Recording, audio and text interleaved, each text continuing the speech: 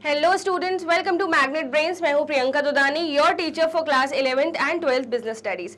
Students, आज हम करने वाले हैं बहुत ही इंपॉर्टेंट क्वेश्चंस। कौन से चैप्टर के? Of chapter number 10 internal trade, class 11th business studies. Most important questions are that area जहां से एग्जाम्स में पूछा जाता है, और मैंने यह श्योर किया है कि मैं आपके PYPs यानी प्रीवियस ईयर पास्ट पेपर्स जो हैं उनमें से क्वेश्चंस लूँ, एज वेल एज रिफ्रेशर के इंपॉर्टेंट क्वेश्चंस लूँ। सो चलिए स्टार्ट करते हैं आज का सेशन। स्टूडेंट्स, फटाफट से वीडियो को लाइक कर दीजिए, चैनल को सब्सक्राइब करिए एंड अपने फ्रेंड्स के साथ इस वीडियो को शेयर करिए। स्टूडेंट्स, मैग्नेट ब्रेन्स प्लेटफॉर्म पे हैं आप सब। मैग्नेट ब्रेन्स इकलौता ऐसा प्लेटफॉर्म है जो आपको प्रोवाइड करता है 100% free education. Yes students, we don't charge anything from you for any class और फॉर एनी वीडियो। इस इररिस्पेक्टिव ऑफ दैट हम आपको दोनों चैनल्स की क्लासेस प्रोवाइड करते हैं। दोनों चैनल्स मतलब इस चैनल पर आपको इंग्लिश मीडियम की क्लासेस मिलती हैं for CBSE board from kindergarten to class 12th, and हमारा एक और चैनल है by name of Magnet Brains Hindi medium, जहां पे हम आपको क्लास 6 टू क्लास 12th तक की एजुकेशन प्रोवाइड करते हैं for Delhi board, UP board, Bihar board, MP board and Rajasthan board. जितनी भी वीडियोज आपके मैग्नेट ब्रेन्स के प्लेटफॉर्म पे अवेलेबल है वो 100% फ्री है। वैदिक मैथ्स और स्पोकन इंग्लिश के एक्स्ट्रा कोर्सेज भी आपको मिलेंगे, as well as crash course around December आपका स्टार्ट होगा। सो डोंट वरी, हम फटाफट से एग्जाम की प्रिपरेशन भी स्टार्ट करने वाले हैं। एज वेल एज बहुत सारे स्टूडेंट्स को नोट्स बनाने में दिक्कत होती है, we are at your rescue. We also provide e notes and e books, जिसकी लिंक आपको डिस्क्रिप्शन बॉक्स में मिल जाएगी, and we provide you fully organised complete courses along with daily practice problems. So देर किस बात की है, फटाफट से वीडियो को लाइक कर दीजिए, निकालिए अपनी concept register and Q&A register, and फटाफट से हम क्या लिखेंगे, कीवर्ड्स, की नोट्स, बुलेट पॉइंट्स, ताकि आपको क्वेश्चंस लर्न हो पाए। ओके, सो क्वेश्चंस में सबसे ज्यादा किन बातों पे ध्यान देना है कि आंसर राइटिंग अप्रोच क्या है, पॉइंट नंबर 1। पॉइंट नंबर 2 कि आपके कीवर्ड्स, की नोट्स, बुलेट पॉइंट्स क्या है। ओके, सो इस पैटर्न में आपको चीजें एनालाइज करनी है, एंड इसलिए आपको मैं ये बोल रही हूँ कि इंपॉर्टेंट बातें कहाँ लिखते हैं अपन, Q&A रजिस्टर में। तो उसको निकाल लीजिए जो हम डे 1 से मेंटेन करते आ रहे हैं। So students, let's start our today's session. So first question है most important question का, easy day case study है। So easy day, Vishal mega mart and Big बाजार are the examples of which type of fixed shops? So Vishal mega mart हो गए, big बाजार हो गए, ये तो डिपार्टमेंटल स्टोर्स हैं। Yes, give any 2 merits and demerits of these type of stores. तो आपको डिपार्टमेंटल स्टोर के बारे में बताना है। सो स्टूडेंट्स, मैंने आपको इतना तो पढ़ाई दिया है कि आप क्वेश्चन समझ जाओ कि क्वेश्चन में पूछा क्या गया है। सो जब भी डिपार्टमेंटल स्टोर की बात हो तो मार्ट्स और बाजार, तो these are the first thing which come into picture. Okay, so answer होगा इसका easy day and Vishal mega mart and Big Bazaar are the examples of departmental stores, है ना। शुरुआत ही ऐसे करनी, क्योंकि क्वेश्चन में शुरुआत में आपसे यही पूछा है, विच टाइप। ठीक है, तो वो टाइप आपको लिखना पड़ेगा, are the examples of departmental stores. अब स्टूडेंट्स, आपको नेक्स्ट क्या पूछा है, 2 मेरिट बताने और डीमेरिट बताने। So merits of departmental stores are, a departmental store keeps very wide variety of goods with different designs, colours and styles. तो जैसे ही आप किसी बिग बाजार मार्ट या फिर विशाल मेगा मार्ट कहीं भी आप घुसते हैं, आप देखेंगे शैम्पूज का अलग सेक्शन होगा, सोप्स का अलग सेक्शन, मेंस वेयर का अलग सेक्शन, वुमेन्स वेयर का अलग सेक्शन, इवन किड्स का अलग सेक्शन। मेंस वेयर में भी जो एल्डर लोग होते हैं जो कि धोती और वो सब पहनते हैं, जिनको स्टिक्स चाहिए होती है, हर चीज का अलग सेक्शन, स्पोर्ट्स का अलग सेक्शन, पिलो कवर्स का अलग सेक्शन, बेडशीट का अलग सेक्शन। सो आप देखेंगे डिपार्टमेंटल स्टोर बहुत ही वाइड वैरायटी ऑफ गुड्स रखते हैं। यस, ताकि एक ही छत के अंदर सब कुछ मिल जाए। Apart from that, departmental stores provide various types of service to customer. They extend liberal credit, accept telephone order, provide free home delivery service. तो यस, ये वाली सर्विसेज भी प्रोवाइड की जाती है। जो एडिशनल सर्विसेज हैं लाइक होम डिलीवरी जो कि फ्री होगी, टेलीफोन पे ऑर्डर एक्सेप्ट करना, as well as liberal credit provide करना। यूजुअली जो बिजनेस हाउसेस डिपार्टमेंटल स्टोर के भरोसे रन हो रहे हैं तो उनको क्रेडिट प्रोवाइड करना ही पड़ता है। अब what do you mean by strict credit and what do you mean by liberal credit? Strict credit का मतलब होता है वहां रीपेमेंट बहुत जल्दी होती है, एज वेल एज ब्याज का जो रेट, इंटरेस्ट का जो रेट है वो भी ज्यादा होता है। बट लिबरल क्रेडिट में थोड़ी सी चीजें फ्लेक्सिबल होती हैं। एक जो परचेजर है, एक जो कस्टमर है, वो ना एकदम बर्डन नहीं फील करता कि मेरे ऊपर कोई कर्जा है, मेरे को चुकाना है। और लिबरल क्रेडिट में क्या होता है कि एक फ्लेक्सिबिलिटी अप्रोच होती है, जिसमें बार बार परेशान नहीं किया जाता सामने वाले को कि पैसे दो है ना। तो departmental store liberal credit provide करते हैं towards those customers who purchase in bulk. Yes, so ये मेरिट्स हैं डिपार्टमेंटल स्टोर के। फर्स्ट मेरिट याद करो, wide variety of products. Second merit याद करो कि यहाँ पर वेरियस टाइप्स ऑफ सर्विस वो प्रोवाइड करते हैं कस्टमर्स को, जिसमें टेलीफोन ऑर्डर एक्सेप्ट किया जाता है, लिबरल क्रेडिट एक्सेप्ट किया जाता है, as well as free home delivery भी प्रोवाइड की जाती है। आई होप स्टूडेंट्स मेरिट्स आपको क्रिस्टल क्लियर है। चलिए let's proceed further. Demerits of departmental store. Demerits क्या है? They are inconveniently located. Departmental stores, malls वगैरह ये क्या होते हैं? बहुत ही आउटस्कर्ट्स में लोकेटेड होते हैं। बुक्स में तो लिखा है they are located at the central location, but still वो सेंट्रल लोकेशन इतनी दूर होती है कि सबको वहां पे पहुंचने में ही लाइक 7-8 किलोमीटर्स मिनिमम डिस्टेंस लगेगा। बहुत ही रेयर ऐसा होता है कि वो विद इन 2-3 किलोमीटर्स के डिस्टेंस पे हो, है ना। अब होगा ऑब्वियसली आउटस्कर्ट्स को ज्यादा चॉइस रखते हैं ये लोग, क्योंकि बड़े साइज के होते हैं। It looks like a mall, mini mall kind of thing. Okay, now no personal attention is given to customers. Yes, जो सेल्स पर्सन होते हैं डिपार्टमेंटल स्टोर में, अगर बहुत 3 फ्लोर्स का डिपार्टमेंटल स्टोर है तो वहां पे सेल्स कस्टमर होंगे कुल 15। तो इतने सारे कस्टमर्स को वो कैसे टैकल कर पाएंगे? इसलिए कस्टमर्स अपनी कार्ट खुद उठाते हैं, सामान खुद डालते हैं, बिलिंग काउंटर तक खुद जाते हैं, और उस लेवल का सपोर्ट नहीं मिल पाता जो एक रिटेलर प्रोवाइड कर पाता है। So personal attention is one thing which a customer wants, and वो उसको नहीं मिलती डिपार्टमेंटल स्टोर में। So convenient location and lack of personal attention, ये 2 डीमेरिट्स हैं which you have to remember. Okay, so ये हमारा फर्स्ट क्वेश्चन हो गया। It will come in 4 marks category question. अगर आप चाहें तो डिपार्टमेंटल स्टोर का मीनिंग भी एक्सप्लेन कर सकते हैं अगर एनलार्ज्ड क्वेश्चन आता है, या फिर इन मेरिट्स को डिटेल में एक्सप्लेन कर सकते हैं 6 मार्क्स क्वेश्चन आता है तो, ठीक है। बट इस क्वेश्चन में 4 मार्क्स का ही क्वेश्चन था, इसलिए इतनी लेंथ ठीक है। Okay, let's proceed further. Question number 2। So students, I hope question number 1 आपको पूरा क्लियर है। अब आते हैं क्वेश्चन नंबर 2 पर।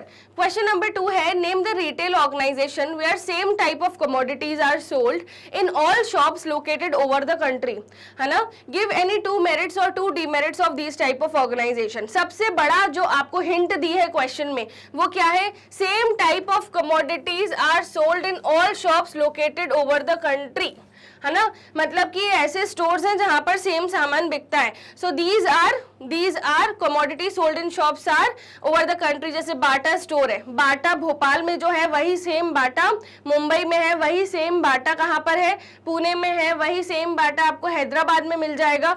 सो डिफरेंट एरियाज पर सेम बाटा स्टोर है। So these are the example of chain stores. Yes और नो? सो आपको कौन से चेन स्टोर्स के एग्जाम्पल पता है? Do let me know in the comments below. So चलिए इस आंसर को देखते हैं। मल्टीपल शॉप्स और chain stores is the retail organisation where same type of commodities are sold, all shops are located over the country, है ना। सो यहाँ पे आप मल्टीपल शॉप्स भी लिख सकते हो, और इसका दूसरा पर्यायवाची शब्द यानी दूसरा नाम क्या होता है? चेन स्टोर्स, ठीक है। मेरिट्स क्या है इसके? चलिए स्टूडेंट्स, तो मेरिट्स देख लेते हैं। एक बार मैं फिर से बता देती हूँ, जैसे आपने डोमिनोज देखा है, जैसे आपने बाटा देखा है, जैसे भोपाल में आपने सागर गेरे देखा है, सो ये वाले जो होते हैं ये चेन स्टोर्स होते हैं। जैसे बेक एंड शेक की आपको भोपाल में भी ब्रांचेस मिल जाती हैं, इंदौर में भी ब्रांचेस मिल जाती हैं। डोमिनोज एक लीडिंग एग्जाम्पल है। सो आप जिस भी स्टोर में जाएंगे, जिस भी शहर के जिस भी स्टोर में जाएंगे, जिस भी शहर के उस पर्टिकुलर, जैसे बाटा है, आप मुंबई वाले बाटा जाए चाहे भोपाल वाले बाटा जाए, same interior, same everything, same product, and यही चीज आपको देखने मिलती है ट्रेंड्स में। यस और नो? सो ये क्या होती है? ये चेन स्टोर्स होती हैं, एंड ये बहुत ही लार्ज स्केल पे फंक्शन कर रही होती हैं। बस इसमें एक ही दिक्कत होती है कि सेम टाइप ऑफ कमोडिटी मिलती है। डिपार्टमेंटल स्टोर जैसे ये हर चीज में डील नहीं करते। ओके, चलिए मेरिट्स देख लेते हैं। There is no chance of bad debts as transaction are made on cash basis. ये कभी भी उधार नहीं देते, दैट्स वाई कभी भी कर्जा जो है वो वाला एलिमेंट ही नहीं आता तो डिफॉल्टर लोग नहीं निकलते जो नॉन पेमेंट करें, तो बैड डेट का चांस नहीं होता है। Now the losses incurred by one retail shop may be covered by the profits in other shop reducing the total business risk. अगर मान लो हैदराबाद की बाटा की ब्रांच में लॉस हो रहा है तो वो कवर हो जाएगा मुंबई की ब्रांच से, तो टोटल बिजनेस रिस्क एलिमिनेट हो जाती है। अगर एक ब्रांच अच्छा काम कर रही है दूसरे ब्रांच नहीं कर रही तो वहां का लॉस वहां से कंपेंसेट हो जाएगा। बट अगर वो बिल्कुल काम नहीं करी, बंद करके कोई न्यू लोकेशन पे खोल लेंगे, तो ये कन्वीनियंस है कि बिजनेस रिस्क एलिमिनेट हो जाती है। ओके, आई होप आपको दोनों मेरिट्स क्लियर है। चलिए फर्दर प्रोसीड करते हैं towards the demerits of chain stores और multiple shops. So the multiple shop deal only in limited range of product, जो मैंने शुरू में ही आपको बताया। जैसे डिपार्टमेंटल स्टोर होते हैं ना स्टूडेंट्स, कितनी वाइड वैरायटी ऑफ प्रोडक्ट्स होते हैं उसमें, है ना। बट यहाँ पर अगर मान लो बाटा है तो वो शूज में ही डील करते हैं। यस, शूज, सैंडल्स, स्लिपर्स, वो कोई ग्रोसरी आइटम, कोई कॉस्मेटिक आइटम्स में डील नहीं करेंगे, वेरिड प्रोडक्ट्स वो नहीं प्रोवाइड करेंगे। यस, सो लिमिटेड प्रोडक्ट्स, लिमिटेड रेंज होती है प्रोडक्ट्स की, and customers do not have a wide choice. जितना वो कंपनी प्रोवाइड करेगी उतनी ही चॉइस होती है, कस्टमर्स के पास बहुत ज्यादा चॉइस भी नहीं होती। मैं खुद बाटा स्टोर गई थी अभी परसों नरसों ही भोपाल के। I wanted a office slipper, and office slipper में मुझे उन्होंने केवल 2 ही पीसेस दिखाए, and I have to choose between the 2 because the foam was very soft and I like personally the slippers of them. But I personally feel कि अगर 2-3 और होते, 2-3 चॉइसेस और होती, I would have selected a better one, but वो थी नहीं choices जो ऑनलाइन शो हो रही थी। सो इन स्टोर्स की यही दिक्कत है कि लिमिटेड रेंज ऑफ प्रोडक्ट्स होते हैं, हर ब्रांच में प्रोडक्ट अवेलेबिलिटी थोड़ी देर से आती है। Okay, as there are many branches there is always possibility of fraud because strict supervision and control is not possible. अब जैसे हैदराबाद में जो बाटा की ब्रांच है वहां पे एक ब्रांच मैनेजर होगा जो वहां का पूरा सेल्स देख रहा होगा, ठीक है। सेम गोज विथ हियर, अगर भोपाल में एक बाटा की ब्रांच है वहां पे भी ब्रांच मैनेजर होगा जो पूरी सेल्स देख रहा होगा। सो हो सकता है कि वो उतना लेवल का सुपरवाइज नहीं कर रहा, वो तो क्या बोलेगा कंपनी का स्टोर है, मैं तो सिर्फ कमीशन लेता हूँ, सैलरीड एम्प्लॉय हूँ, ठीक है, मेरी थोड़ी ना दुकान है। तो अगर वहां पे थेफ्ट की दिक्कत हो या फिर कोई कस्टमर कुछ करके चले जाए शूज सैंडल्स में, तो वो उस लेवल का सुपरविजन नहीं हो पाता। एंड इतनी सारी ब्रांचेस हैं ऑल ओवर इंडिया, तो सीसीटीवीज भी कब तक चेक करेंगे। सो इसलिए ये एक लूप होल है यहाँ पर कि उस लेवल का सुपरविजन हमेशा लैक करता है। यस और no students? So as there are many branches there is lack of possibility of fraud and lack of supervision, ठीक है।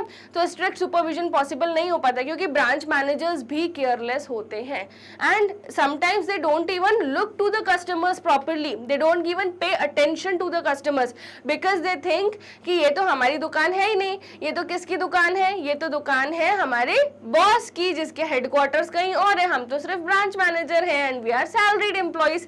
सो इसलिए वो लोग उस लेवल का ध्यान नहीं देते, अपनी दुकान होती तो झाड़ू भी लगाते। ओके, सो ये डीमेरिट्स है मल्टीपल शॉप्स के। सो मल्टीपल शॉप्स का दूसरा नाम बताओ कमेंट बॉक्स में, चेन स्टोर्स। एक बार फिर से मैं आपको इसको क्रक्स को रिवाइज करवाती हूँ।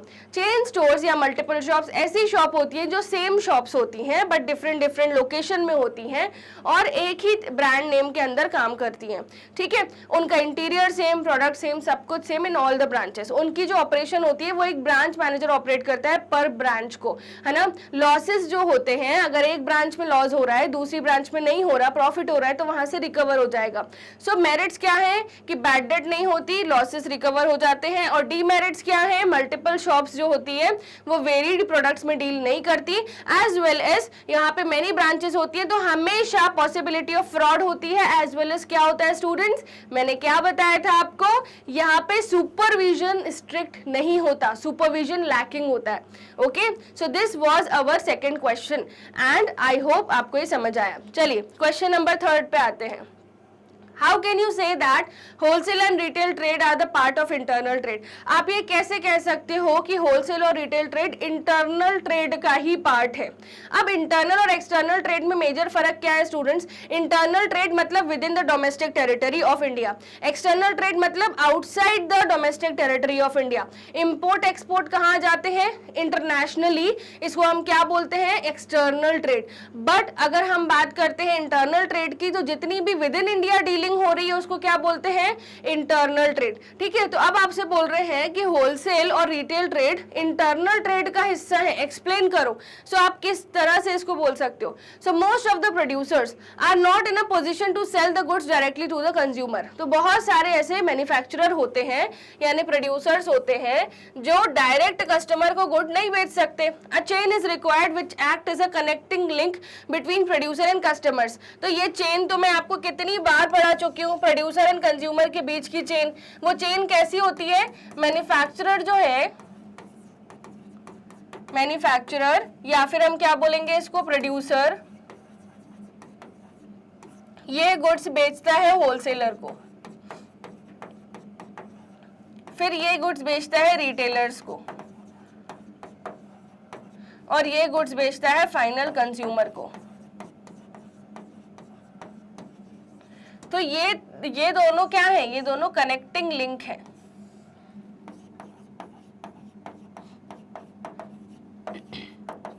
या फिर प्रीवियस एमसीक्यू सेशन में मैंने आपको क्या बताया था, ये दोनों क्या है, इंटरमीडियरी है। ठीक है, सो स्टूडेंट्स इसलिए ये बात लिखी हुई है, that direct flow of goods from centers of production to the centers of consumption. In this context, wholesaler purchase goods from the producers and sell them to retailers, and retailers sell the goods to consumer. यही chart को इन्होंने words में लिख दिया है ना, इस particular lines में। अब in this way wholesale trade and retail trade becomes the part of internal trade. इस सेंस में अगर आप बात कर रहे हो तो यस, होलसेल ट्रेड और रिटेल ट्रेड इंटरनल ट्रेड का ही हिस्सा होते हैं, क्योंकि होलसेलर डायरेक्ट कस्टमर को अप्रोच नहीं कर पा रहा, उसको पहले प्रोड्यूसर डायरेक्ट कस्टमर को अप्रोच नहीं कर पा रहा, उसको पहले किसको बेचना पड़ेगा गुड्स, होलसेलर को।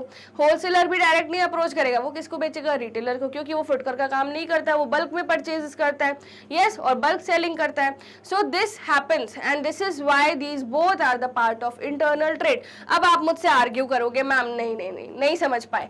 अब आप बोलोगे मैम एक होलसेलर आउटसाइड इंडिया गुड्स बेचेगा, किसी आउटसाइड इंडिया फॉरेन रिटेलर को गुड्स बेचेगा, तो ये तो एक्सटर्नल ट्रेड हो जाएगी।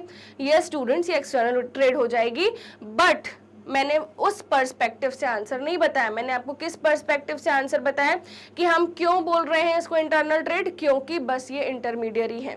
होलसेलर रिटेलर क्या है, इंटरमीडियरी है। एंड आप एक और वर्ड लिख सकते हो, internal trade is with in the domestic territory of India. And आपको एक्सपोर्ट इंपोर्ट के बारे में कुछ भी नहीं लिखना, बहुत ध्यान रखना, क्योंकि क्वेश्चन में क्या पूछा है, इंटरनल ट्रेड, तो आंसर को भी उसी स्पेसिफिक लिखना है। ठीक है, और हम एग्जैक्टली इसको हम क्यों लिख रहे हैं, हम क्यों नहीं लिख रहे एक्सटर्नल ट्रेड, क्योंकि क्वेश्चन में वैसा पूछा गया है। You can not deny this fact. Okay, चलिए मूव करते हैं further towards question number 4। Why are departmental store not popular in India. So India में डिपार्टमेंटल स्टोर क्यों नहीं पॉपुलर है। सो आप बोलोगे मैम पॉपुलर तो है, हम तो हर कभी डीमार्ट जाते हैं, हम तो हर कभी बिग बाजार जाते हैं, बिग बास्केट से सामान भी मंगवाते हैं, सो डिपार्टमेंटल स्टोर तो पॉपुलर है। यहाँ क्वेश्चन में क्यों ऐसा लिखा है नॉट पॉपुलर, है ना, गुड आर्ग्यू, बट यहाँ पर आपके अगर क्वेश्चन में ऐसा लिखा है तो हमें उस पर्सपेक्टिव से एक्सप्लेन करना पड़ेगा। उस लेवल के पॉपुलर नहीं है जितनी की बाकी फॉर्म ऑफ स्टोर्स, है ना, नॉट ओनली डिपार्टमेंटल स्टोर, बहुत सारे ऐसे स्टोर्स हैं जो चल रहे हैं। ठीक है, so departmental stores are very popular in the USA and UK. USA and UK में अगर किसी को सब्जी भी लेनी होती है ना, वो डिपार्टमेंटल स्टोर जाते हैं। इवन फर्नीचर तक डिपार्टमेंटल स्टोर में मिलता है। हमारे जो इंडिया के डिपार्टमेंटल स्टोर है वहाँ पे प्रोडक्ट्स भी लिमिटेड होते हैं, रेंज भी लिमिटेड होती है। यस, यूएसए के कंपैरिजन में लिमिटेड होती है रेंज, एंड चेन स्टोर्स के कंपैरिजन में अनलिमिटेड होती है रेंज, है ना। सो यूएसए के और इंडिया के अगर डिपार्टमेंटल स्टोर कंपेयर करोगे तो यूएसए में इतने हर एक चीज फ्रॉम पिन टू प्लेन सब कुछ वो लोग स्टोर से ही लेते हैं, और हमारे यहाँ पे सारी चीजें उस डिपार्टमेंटल स्टोर में नहीं मिलती, बिकॉज वो उस लेवल पे हाई स्केल पे उतने पॉपुलर नहीं है। Okay, so departmental store are very popular in the USA and the UK. जैसे आपने सुना होगा टारगेट, टारगेट एक ऐसा डिपार्टमेंटल स्टोर है जहां पे हर चीज मिल जाती है। ठीक है, from furniture to kids things, एक एक चीज आपको टारगेट में मिल जाएगी। सिमिलरली बहुत सारे डिपार्टमेंटल स्टोर हैं फॉरेन के, मैं पर्सनली टारगेट में गई हुई हूँ, तो इसलिए मुझे पता है कि वहाँ क्या क्या चीजें मिलती है, और वो इतना बड़ा होता है, इट लुक्स लाइक 3-4 मॉल एक साथ है। इंडिया के 3-4 मॉल एक साथ वहाँ पे एक डिपार्टमेंटल स्टोर होता है। सो दैट इज वाई वो इतने पॉपुलर नहीं है इंडिया में। यहाँ पे आपको फॉरेन से कंपेयर करके बताना है, ठीक है, ऐसा नहीं बताना कि नहीं नहीं इंडिया में क्यों नहीं पॉपुलर है, क्योंकि यहाँ पे आप फॉरेन मार्केट से कंपेयर नहीं करोगे तो आपका आंसर वेग हो जाएगा, ठीक है। So but they are not popular in India because of their limitations. First limitation क्या है? Lack of personal attention. आप कभी भी फॉरेन के डिपार्टमेंटल स्टोर में जाएंगे, they guide you with each and everything, even the basics, even the expiry date, but this does not happen in India. India में तो पूछते भी नहीं, खुद कार्ड उठाओ, खुद बिलिंग काउंटर पे जाओ, खुद सामान डालो एंड खुद एक्सपायरी डेट भी चेक करो। So there is a lack of personal touch in the departmental store as it is very difficult to give personal attention to a large number of customers visiting the store every day. Okay, so ये एक first दिक्कत है। Next, high operating cost. So the operating cost of running the departmental store is very high due to extensive services and facilities offered by them to the customers. So as a result they are not attractive to the lower income groups of people, जिसकी वजह से high prices जो है वो afford नहीं कर पाते low income groups. तो ये सिर्फ रिच लोग या फिर middle class, upper middle class लोग ही डिपार्टमेंटल स्टोर जाते हैं, बाकी सब तो अभी भी अपने रेसिडेंशियल कॉलोनीज की किराने स्टोर्स पर डिपेंडेंट है। नाउ फिर उसके बाद हाई पॉसिबिलिटी ऑफ लॉस। अब chances of incurring losses in the departmental store is very very high because heavy operating cost and large scale operations are conducted. ये लोग बल्क में परचेजेस करते हैं, इनका खुद की वेयर हाउसिंग भी होती है, इसलिए दिक्कत होती है। So for example, if any item has become out of fashion, the store has to sell a huge stock at a heavy discount, क्योंकि वो वापस तो नहीं लेगा मैन्युफैक्चरर, है ना। वो एक कहावत होती है ना, जब चिड़िया चुग गई खेत तो क्या करोगे, है ना। तो जब मैन्युफैक्चर हो चुका है, प्रोडक्ट आउट ऑफ फैशन हो गया, तो अब तो सस्ते में ही बेचना पड़ेगा क्योंकि पूरा सामान निकालना है अब, ठीक है। तो ये भी एक हाई पॉसिबिलिटी ऑफ लॉस भी एक लिमिटेशन होता है। फिर inconvenient location. Departmental stores are generally located in the centre of the city, जिसकी वजह से कस्टमर्स के लिए बहुत इनकन्वीनियंट होता है। जो गुड्स उनकी दुकान, जो उनके घरों के आसपास दुकानें होती है, वो लोग वहीं से खरीद लेते हैं, सोचते हैं इतनी दूर कौन जाएगा, ठीक है। And centre of the city कई लोगों के लिए तो पास होता है, कई लोगों के लिए बहुत दूर होता है, मैक्सिमम दूरी होता है, आउटस्कर्ट्स पे होता है, ठीक है। सो दैट्स व्हाई ये भी एक हमारी लिमिटेशन है। सो कौन कौन सी लिमिटेशंस थी मैंने आपको पढ़ाई? Inconvenient location, high possibility of loss, high operating cost and lack of personal attention. And USA के कंपेयर में यहाँ पे इंडिया के डिपार्टमेंटल स्टोर उतने अच्छे नहीं है। ओके, सो आपको फॉरेन का कंपैरिजन देना ही पड़ेगा, क्योंकि नहीं दोगे तो फिर तो इंडिया के ठीक ठाक ही है। Now mention the suitabilities of mail order houses. Mail order houses कहाँ कहाँ किस किस प्रोडक्ट के लिए, किस किस सेगमेंट में सुटेबल है, ये भी मैंने आपको पढ़ाया था पूरा डिटेल में। So goods that can be graded and standardised. ऐसे गुड्स जिनकी ग्रेडिंग और स्टैंडर्डाइजेशन हो जाता है, हो चुका है, वही आप पोस्ट के थ्रू भेजिए। ऐसे गुड्स जो लोकल है प्लीज मत भेजिए, क्योंकि उनके ऊपर ना ही स्टैंडर्डाइजेशन है ना ही ग्रेडिंग प्रोवाइडेड है, तो वो गुड्स की कोई गारंटी नहीं लेगा, ठीक है। So goods that can be graded and standardised. Next, goods that can be easily transported at a low cost, ठीक है। गुड्स, ऐसे गुड्स जिनका बहुत ज़्यादा ट्रांसपोर्टेशन एक्सपेंस आ रहा है, तो आप अगर उसको पोस्ट के थ्रू भेजेंगे तो उसकी कॉस्ट बढ़ जाएगी, सामने वाले कस्टमर को ज़्यादा रुपए देने पड़ेंगे, तो वो फीजिबल नहीं होगा। तो इसलिए गुड्स जो कम रुपए में ट्रांसपोर्ट हो सके। Goods that have ready demand in the market. ऐसे गुड्स जिनकी मार्केट में डिमांड है वो ही पोस्ट के थ्रू बेचे जाते हैं, ठीक है। Goods that are available in large quantities throughout the year. ऐसे गुड्स जो पूरे साल भर लार्ज क्वांटिटीज में अवेलेबल है, वो ही पोस्ट के through, postal mail order houses के थ्रू बेचे जाते हैं। फिर goods that involve least possible competition in the market and goods that can be described through pictures. ऐसे गुड्स जिन जो पिक्चर्स के थ्रू डिस्क्राइब नहीं हो सकते, वो तो बेचे ही नहीं जाएंगे, ठीक है।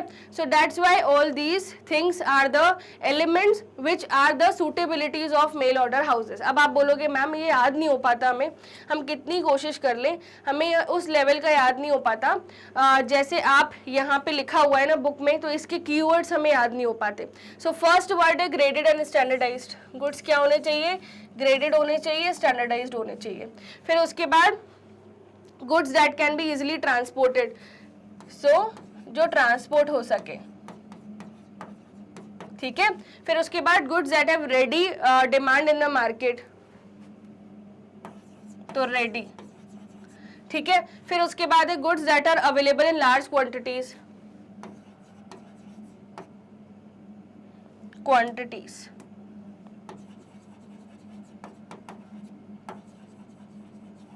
ठीक है। फिर उसके बाद है goods involve least possible competition,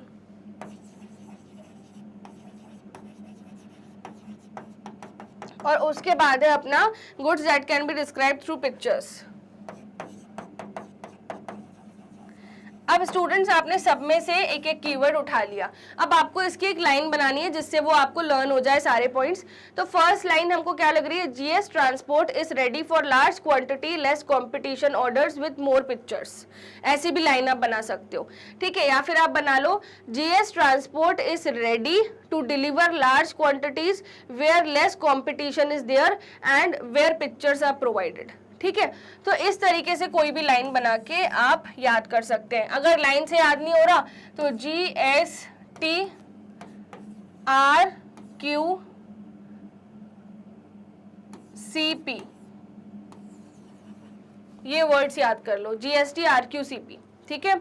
फिर से एक बार इस लाइन को देखो, जीएस से मतलब क्या होगा, ग्रेडेड एंड स्टैंडर्डाइजेशन। ट्रांसपोर्ट से क्या होगा, ट्रांसपोर्ट जो इजीली हो पाए, है ना, फिर लो कॉस्ट पे। रेडी से क्या होगा कि ये जो गुड्स हैं वो रेडी डिमांड में होने चाहिए, लार्ज क्वांटिटी में अवेलेबल होने चाहिए through out the year, less competition होना चाहिए इन गुड्स का, और पिक्चर्स अवेलेबल होनी चाहिए, नहीं तो बिकेंगे कैसे, पिक्चर देख के तो कस्टमर ऑर्डर करेगा, है ना। तो GS transport is ready to provide large quantity orders if less competition and pictures are available, ठीक है। If less competition and pictures are available, इस तरीके की लाइन बना लो एंड इसको डेफिनेटली आप लर्न करो, आपको डेफिनेटली लर्न होगा ये, ठीक है। चलिए मूव करते हैं towards the next question, that is question number 6। So students question number 6 है बहुत इंपॉर्टेंट, ध्यान से मेरे साथ इसको सुनिएगा।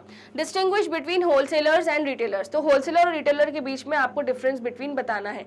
सो स्टूडेंट्स यहाँ पर डिफरेंस बिटवीन जब भी आता है तो हम क्या बनाते हैं, एक टेबल, टैबुलर प्रेजेंटेशन होना बहुत जरूरी है। तो फटाफट से आप लोग टेबल बनाइए, इस वीडियो को लाइक करिए एंड टेबल जब बनाओगे तो एक साइड आपको क्या लिखना है, लेफ्ट साइड बेसिस, फिर होलसेलर, फिर रिटेलर। अब बेसिस में आपको बुलेट पॉइंट्स लिखने पड़ेंगे, जैसे purchase and sales, quantity of goods, specialisation, फिर उसके बाद कैपिटल एंड प्राइस। इन बेसिस पे हम इसका डिफरेंशिएट करेंगे, किसका, होलसेलर्स एंड रिटेलर्स का। तो चलिए फर्स्ट बुलेट पॉइंट को पढ़ते हैं। फर्स्ट बुलेट पॉइंट है purchases and sales. So they purchase, wholesalers क्या बल्क में परचेज करते हैं और बल्क में ही सेल करते हैं, वो फुटकर का काम नहीं करते, एक दो आइटम नहीं बेचते, वो बल्क लॉट में ही बेचते और खरीदते हैं, ठीक है। So they purchase goods from manufacturer and sell them to the retailers in bulk, ठीक है। सो ये गुड्स खरीदते हैं मैन्युफैक्चरर से और सेल करते हैं रिटेलर को, ठीक है। अब परचेज एंड सेल्स यहाँ पे रिटेलर की कैसे होती है, they purchase from the wholesaler and cell to the ultimate consumer, ठीक है। तो यहाँ पर है मैन्युफैक्चरर टू होलसेलर, है ना, मैन्युफैक्चरर से खरीदे जाते हैं, ठीक है, और होलसेलर टू रिटेलर, रिटेलर को बेचे जाते हैं। फिर यहाँ पर रिटेलर क्या करता है, होलसेलर से खरीदता है, तो wholesaler to retailer and retailer to customer, ये वाला सीन होता है ना। Quantity of goods, so they buy and cell in large quantities. Wholesaler कभी भी फुटकर का काम नहीं करते, वो हमेशा बल्क सेलिंग और बल्क परचेजिंग करते हैं। So they buy and cell in large quantities and retailer हमेशा स्मॉल क्वांटिटीज में ही डील करते हैं। So they buy and cell in small quantities. फिर उसके बाद आते हैं स्पेशलाइजेशन। होलसेलर्स सारे तरह के आइटम नहीं बेचते, वो डिपार्टमेंटल स्टोर नहीं है, तो स्पेशलाइजेशन होता है उनका कुछ। They specialise generally in purchase and sale of one commodity only, एक ही कमोडिटी बेचते हैं, पर एक रिटेलर मल्टीपल कमोडिटीज बेचता है। They do not specialise in only one commodity but provide all types of good. जैसे एक होलसेलर है सिर्फ बैग्स का, ठीक है, तो उसने किसी रिटेलर को बैग्स दिए, उस रिटेलर की स्टेशनरी की शॉप है, वो बैग्स भी बेचेगा, पेंसिल भी, रबड़ भी, ये यहाँ पे एग्जाम्पल है, ठीक है। सो स्पेशलाइजेशन, होलसेलर का स्पेशलाइजेशन एक ही प्रोडक्ट में होता है, बट रिटेलर का मल्टीपल प्रोडक्ट्स में होता है, ठीक है। सो आप इसको एक बार लिख लीजिए अच्छे से, देन हम फर्दर वाले डिफरेंस बिटवीन पे जाते हैं। सो स्टूडेंट्स ये हो गया हमारा फर्स्ट पार्ट। अब दो डिफरेंस बिटवीन के बेसिस और बचे हैं जो हमें समझना है। So capital, they require large amount of capital. तो होलसेलर्स को बहुत ज़्यादा पैसों की ज़रूरत होती है, क्यों, और फर्स्ट थिंग कि वो उनको मैन्युफैक्चरर से गुड्स परचेज करने हैं एंड मैन्युफैक्चरर को इमीडिएट कैश पेमेंट भी करनी है। सेकंड, वो वेयर हाउसिंग की भी फैसिलिटी प्रोवाइड करते हैं to both manufacturer and retailers, तो ताकि दोनों को डिस्टर्बेंस ना हो। एंड नेक्स्ट थर्ड, वो मार्केटिंग कॉस्ट भी इनकर करते हैं। तो होलसेलर्स एक ऐसा बीच का इंटरमीडियरी है जो बहुत ज्यादा जिसको पैसों की नीड होती है। इसलिए यहाँ क्या लिखा है students, large amount of capital. हर एक चीज का आपको बेसिक पता होना चाहिए, कंसेप्चुअल क्लैरिटी होनी चाहिए। Okay, now when it comes to retailer, तो रिटेलर को होलसेलर के कंपैरिजन में कम कैपिटल लगता है। एक रिटेलर क्या होता है, जो फुटकर सामान बेचता है, उसके लिए एक दुकान भी काफी है। बस वो होलसेलर से परचेज कर रहा है तो wholesaler already marketing cost incur कर चुका है, जो रिटेलर को नहीं करनी। तो रिटेलर को आफ्टर सेल सर्विस वगैरह में थोड़ा बहुत खर्चा करना पड़ सकता है, बट यहाँ पे retailer in comparison to wholesalers बहुत ही कम खर्चा करता है, इसलिए उनमें लेस अमाउंट ऑफ कैपिटल लगता है। अब आते हैं अपन प्राइस पर। होलसेलर्स की जो प्राइस होती है वो लेस होती है, क्योंकि ये बल्क परचेज कर रहे हैं मैन्युफैक्चरर से। तो जब भी हम 100 आइटम परचेज करें वो कम में पड़ेगा पर आइटम, है ना। तो बल्क परचेज हमेशा सस्ती पड़ती है, और रिटेलर जो है वो फुटकर में सेल करता है ना। तो retailers price is more than the wholesale price, क्योंकि ये 1 आइटम सेल कर रहा है, ये बल्क सेलिंग नहीं कर रहा है जो इसको फायदा होगा, ठीक है। So that's why this is the difference in both of them. So ये हमारा डिफरेंस बिटवीन हो गया complete of both wholesaler and retailer, ठीक है। सो अगर क्रक्स बताया जाए तो परचेजेस एंड सेल्स में wholesaler purchase from manufacturer sale to retailers and retailer purchase from wholesaler and cell to customer, ठीक है। अब यहाँ पे आए क्वांटिटी ऑफ गुड्स में, wholesalers buy in bulk cell in also bulk, है ना। अब यहाँ पे आए तो they buy and cell in small quantities retailers. फिर specialisation, wholesaler 1 product and retailer multiple products में स्पेशलाइजेशन होती है। फिर उसके बाद आए कैपिटल पे, wholesaler large capital, retailer small capital. फिर उसके बाद प्राइस पे wholesaler less price and retailer large price. Okay, I hope students पांचों डिफरेंस बिटवीन आपको एकदम याद हो चुके हैं एंड एकदम बिल्कुल क्रिस्टल क्लियर है। चलिए आते हैं further towards the next question, that is question number 7। Question number 7 है, how are itinerant traders surviving in India. So itinerant traders यानी हॉकर्स, पेडलर्स, ये सब इंडिया में कैसे सर्वाइव कर रहे हैं। सो कैसे सर्वाइव कर रहे हैं, क्योंकि ये कंज्यूमर प्रोडक्ट्स में डील करते हैं, ये डोर स्टेप सर्विसेज प्रोवाइड करते हैं, ये आवाज लगा लगा के गलियों में घूमते हैं, सब्जी ले लो सब्जी ले लो, ताकि सबको ये पता चल जाए सब्जी वाले भैया आ चुके हैं। एंड उनको कन्वीनियंस प्रोवाइड होती है, सस्ते में आइटम बेचते हैं। इनकी जो कॉस्ट होती है, द सेटअप कॉस्ट, वो नहीं लगती, इसलिए इनका जो प्राइस होता है प्रोडक्ट्स का वो कम होता है, इसलिए तो ये सर्वाइव कर पा रहे हैं इंडिया में। सो itinerant traders are surviving in India because they do not need much capital। सबसे बड़ी बात, इनको ज्यादा कैपिटल की जरूरत ही नहीं पड़ती, क्योंकि इनका जो कॉस्ट ऑफ डूइंग बिजनेस है वो बहुत कम है, इनके प्राइसेस भी उतने हाई नहीं होते, ठीक है। So prices are not high, they keep a personal contact with the customers. मेरी मम्मा जिस सब्जी वाले से सालों से सब्जी ले रही हैं, आज भी उसी से ही सब्जी ले रही हैं, ठीक है। और एक दूध वाले भैया, उनके दादाजी दूध सप्लाई करके जाते थे, है ना, पहले जमाने में, और आज उनके बेटे सप्लाई करके जाते हैं। सो ऐसा कनेक्शन बन जाता है, ये लोग कस्टमर से इतना डीप कनेक्शन रखते हैं। सो इंडिया में इमोशंस की, कनेक्शंस की, रिलीजन्स की वैल्यू होती है, इसलिए चल पा रहे हैं, ठीक है। So and provide goods at their door step. सबसे बड़ी बात, आप कस्टमर को ये कन्वीनियंस प्रोवाइड कर दो ना, भैया घर से मत निकलो, हम तुम्हारे घर आके डिलीवरी करके जाएंगे। वो क्यों जाएगा कहीं पे और, या कोई डिपार्टमेंटल स्टोर, वो आप ही से सामान लेगा, क्योंकि आपका सामान ऑर्गेनिक है, प्लस आपका सामान सस्ता है, और वो भी अच्छी क्वालिटी में है, तो क्यों नहीं लेगा वो, इसलिए। सो डोर स्टेप की सर्विस की वजह से इटिनरेंट ट्रेडर्स इंडिया से कभी नहीं जा सकते। Now it is very convenient for customers, the customers have the freedom to inspect the goods before buying. And कई बार मॉल्स वगैरह में ऐसा होता है ना, आप सिर्फ बोल सकते हो I need 1 kg tomato, you can not touch the tomato. जैसे हम ठेले वाले से जब टमाटर वगैरह लेते हैं, हम एक एक टमाटर चुन चुन के लेते हैं। सो ऐसा आप यूजुअली बड़ी शॉप्स में नहीं कर सकते, वहाँ पे आपको लिमिटेड चॉइस मिलती है, and sometimes you have to compromise there, है ना। फिर उसके बाद they do not incur any expenditure on advertising and window dressing. So इन सब खर्चे, ये सब खर्चे उनके होते नहीं हैं, ये खुद से ही सेलिंग करने जाते हैं, जोर जोर से चिल्लाते हैं सब्जी ले लो सब्जी ले लो, यही उनकी एडवर्टाइजिंग होती है, तो उनके खर्चे ही नहीं लगते कुछ। फिर उसके बाद therefore their prices are comparatively lesser and those charge by big stores. So ये सारे बेनिफिट्स की वजह से इटिनरेंट रिटेलर्स को कोई नहीं हटा पाया है। Okay, now question number 8। Question number 8 है students, explain different types of fix shops under retail trade.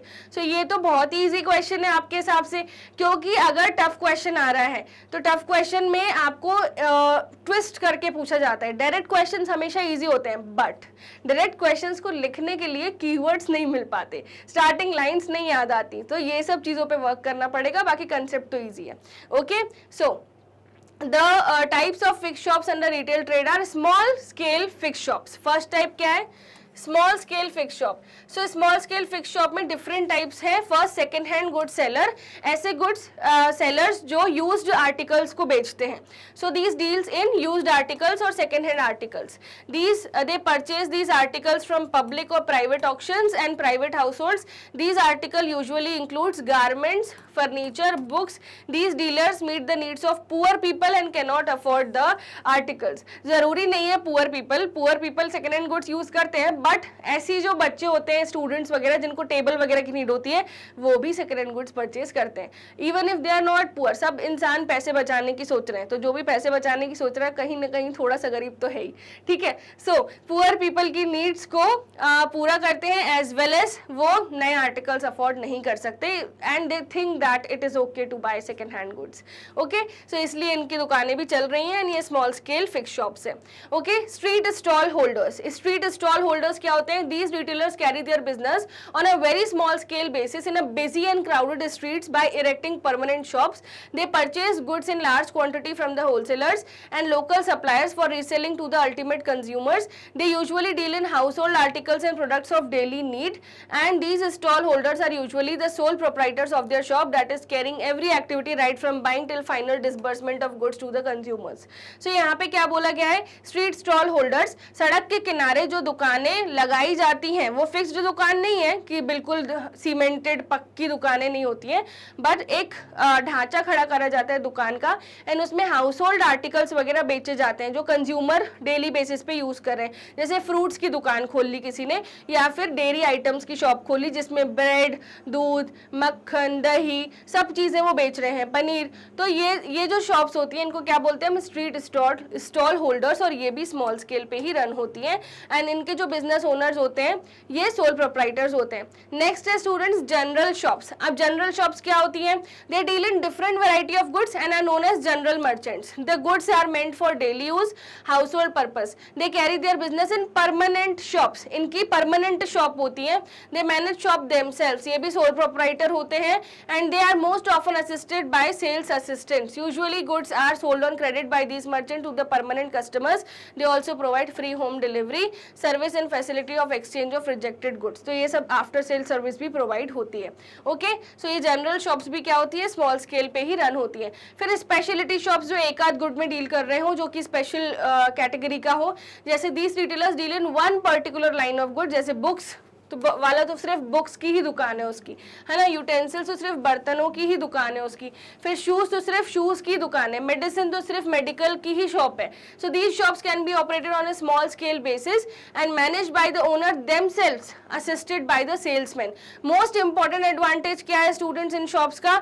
कि ओनर्स जो हैं ये सारी स्पेशलाइज नॉलेज पोजेस करते हैं। जैसे एक मेडिकल वाला खुद एक फार्मेसी का लाइसेंस ओनर होता है, तो उसको पूरा A to Z पता है कि दवाई, ड्रग डेवलपमेंट के बारे में, दवाइयाँ क्या नुकसान पहुंचा सकती है, दवाइयों की क्या केयर लगती है, उसको सब कुछ पता है। उसको ये भी पता है कि कौन सी इंजेक्शंस, कौन सी सिरिंजेस का वो जो लिक्विड आपने देखा होगा बॉटल्स में आता है, किसको फ्रिज में रखना है, किसको किस टेम्परेचर पे रखना है, कौन सी कब यूज करनी है, कौन सी कब एक्सपायर हो जाएगी, ये सब नॉलेज होना एक मेडिकल वाले के लिए बहुत जरूरी है। तो स्पेशलिटी शॉप्स के जो ओनर होते हैं ना, इनको इस पर्टिकुलर प्रोडक्ट की डिटेल नॉलेज होती है। Okay, about the product in which they are very helpful in satisfying the customers। and कई बार तो ऐसा होता है लाइसेंस रिन्यूअल ये सब भी चीजें लगती है।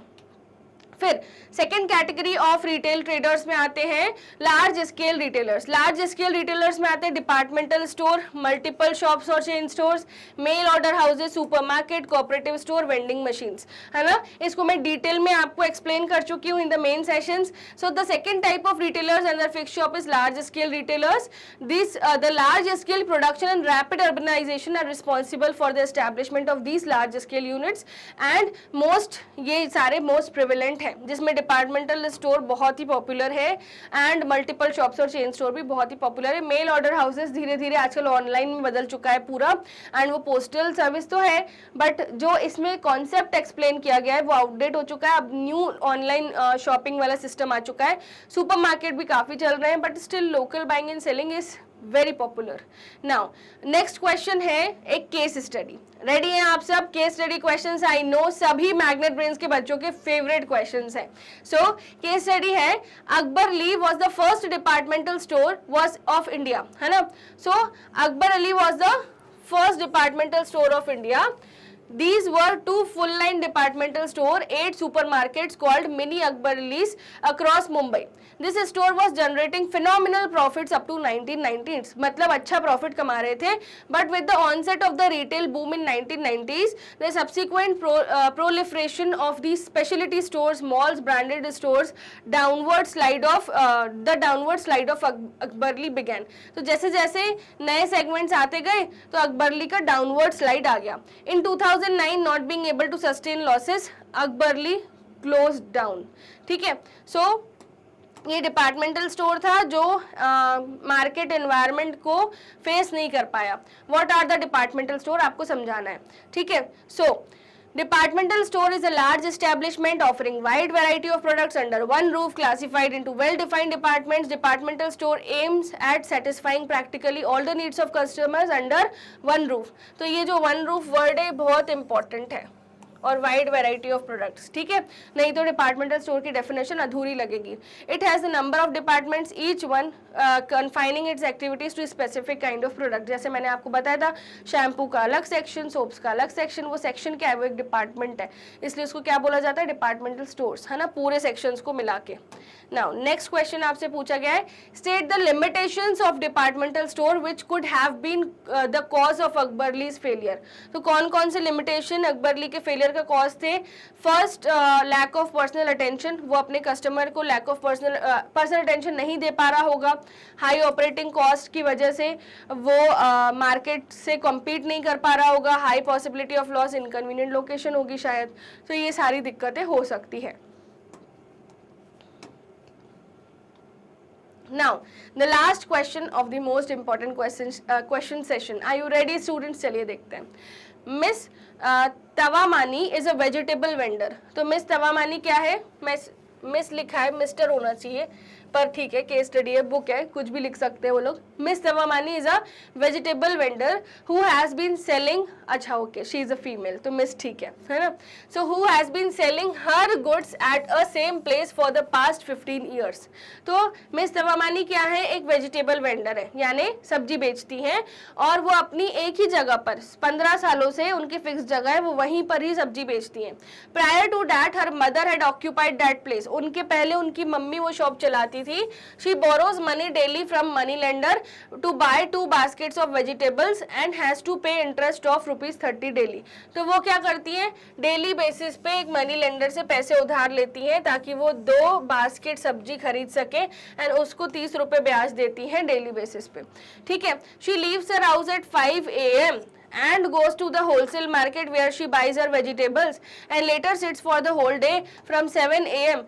She has to pay ₹50 twice a day to the policeman as a bribe. तो पुलिस वाले भी आके घूसखोरी कर लेते हैं, ब्राइब देना ही पड़ता है उसको.